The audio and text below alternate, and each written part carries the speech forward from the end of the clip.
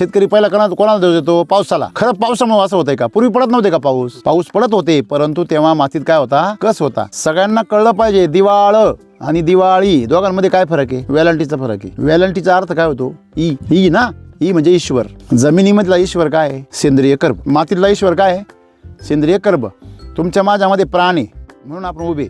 जर आपल्या जर जीवच नसला तर साहेब बॉडी होणार, लगेच 4 जण उचलणार आणि जाऊ दे चला नदीवर, आहे की नाही? किती पण आवडीचा असू द्या साहेब, किती मोठे असू द्या, किती पैसेवाले असू द्या, बरं घरात किती प्रेम असू द्या, उचलले साहेब. तसे आज जमीन आणि आमची पीक बघा, आमची जमीन नापीक झाल्यामुळे आमची पिकं चौघांच्या खांद्यावर चालली. आज आम्ही मार्केटला प्रेत घेऊन जातो टमाट्याचे, अक्षरशः मेलेल्या झाडाचे टमाटे नेतो. कोणी खरं बोला, बरोबर. हो, झाड मेलेलं आहे, सुरकटलेलं आहे, त्याचा जीव नाही आहे, त्याला शेंडा बसलेला आहे. शेंडा बसलेला म्हणजे झाड मेलेलं आहे की नाही? आणि जो मेलेल्या झाडाचे तंबाटे खाणार तो बी लवकरच मरणार. मेलेल्या झाडाचं तंबाट जास्त दिवस टिकत नाही. ज्या झाडाचा शेंडा संपला त्या फळाचं आयुष्य संपलं. ज्या झाडाचा शेंडा चालू त्या फळाचं आयुष्य जिवंत. मग तुमचा शेंडा चालू आहे तोपर्यंत तुमच्या मालाला काय आहे? क्वालिटी आहे. आणि तुम्ही प्रेत मार्केटला नेता म्हणून त्याला काय मिळत नाही? वजनही मिळत नाही. आणि बाजार तुमच्या मालाला वजन किती मिळतं? कॅरेट तुमचं किती भरलं, किती भरतं, लोकांचं किती भरतं?